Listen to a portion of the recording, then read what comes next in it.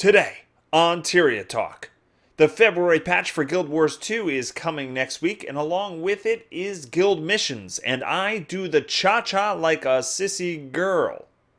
I like a do the cha-cha.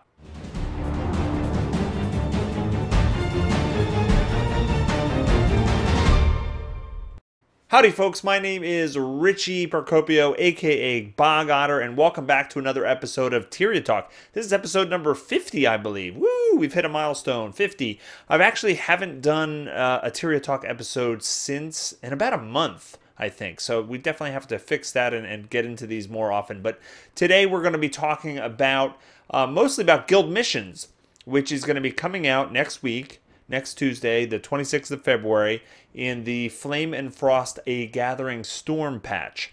Now, the guild missions, we've been slowly hearing about what these things are. At first, we didn't know much about it. In fact, today they put out, well, it depends on when you're watching this, but recently they put out a blog post that explains it a bit more.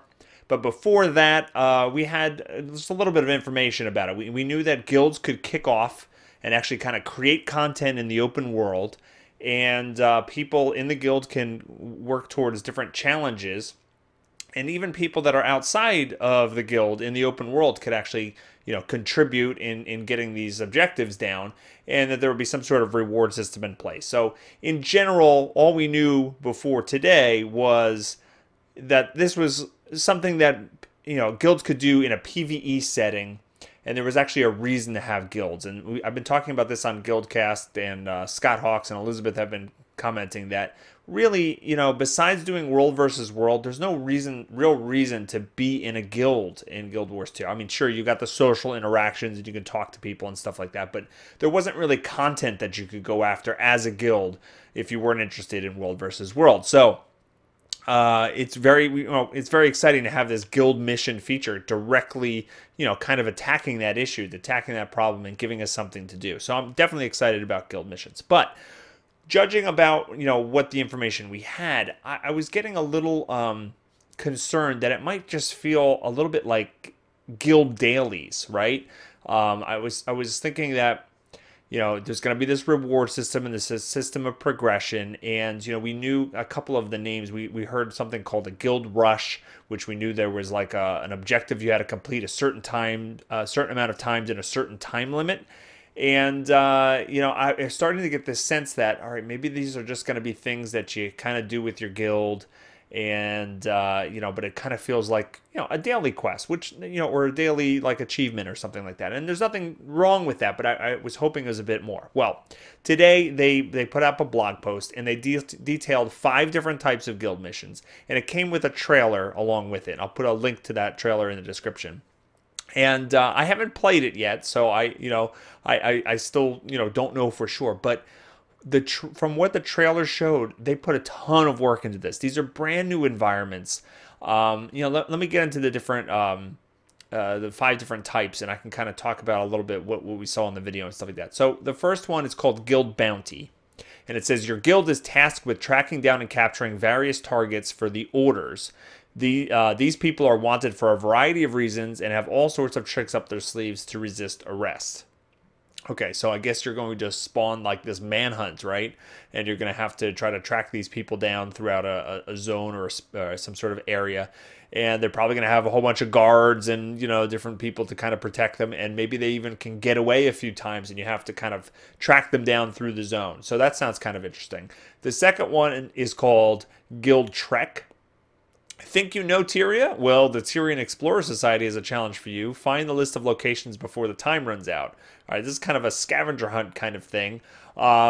People that are like totally into lore and stuff like that are probably going to really love this one. I could see it being frustrated for other people that are like, well, where is that exactly? I don't know. It depends on how they kind of implement that one. Guild Challenge sounds really interesting. These challenges leverage our existing event system, but are specifically geared to requiring multi-group coordinated play to succeed. So gather your guild and see if you're up to the challenge. So guild challenges, a a little interesting. It sounds like something you'll need to have voice chat and some people, really kind of coordinating a large group. Maybe have different teams in different areas performing different things. Guild Rush is next, and that's test your skills with a mad dash over harrowing terrain, traps, and other hidden dangers. Just remember, there's safety in numbers. Now, the funny thing about this one is in the trailer, the Guild Rush, it seems like you turn into different creatures, right? They have a bunch of chickens running around trying to avoid like monsters and stuff like that. And there's one that looks like you turn into a pack of wolves. So that immediately, makes everything, chickens is just more fun. I mean, it's more fun to do these things as chickens. So I'm all about the Guild Rush for sure. And the last one, Guild Puzzle. It's a puzzle and a jumping challenge all in one. This mission type requires multi-group coordination as well as individual jumping skills to get to the treasure at the end. Totally can see how they can make this one work. And we saw in the trailer a few environments. One looked like some sort of maze.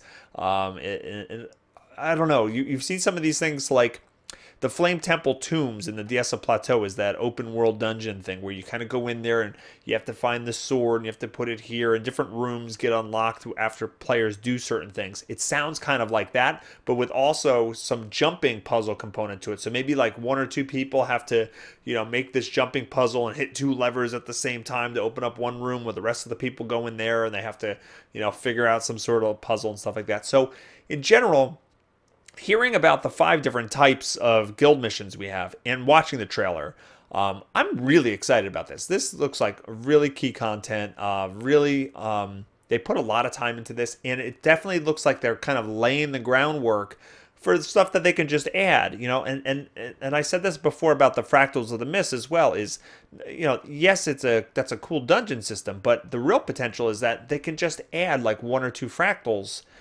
to it during a patch, and that's just more content, So it's the kind of thing like coming down the road, let's say May or June or something like that. They can come out with a patch that adds 1 fractal, and it adds like 1 new guild mission or 2 new guild missions or something like that. So having these systems in place, and they're doing this all the time with the structured PvP map, right? They have the groundwork laid, and we're getting a new PvP map, again in this patch.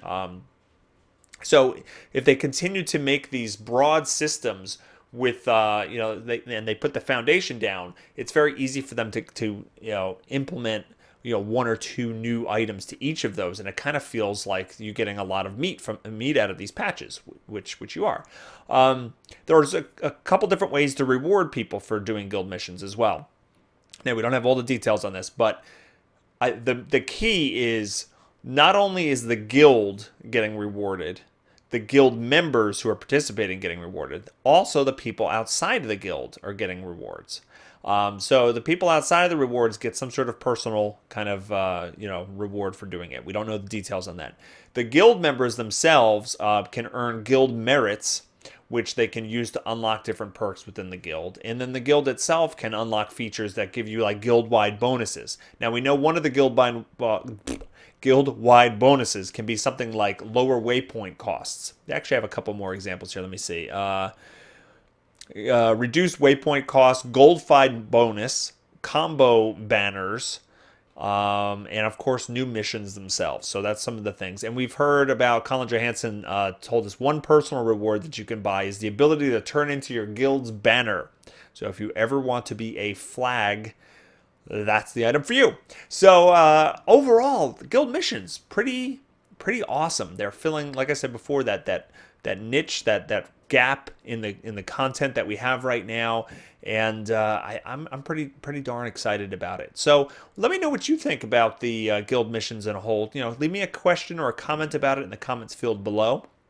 And, don't forget to subscribe and favorite and all those good things. You can contact me on Google+, Twitter, Facebook, and Twitch. I'll put all that information down below so that you have it conveniently. And thanks so much for watching, and take care, everybody.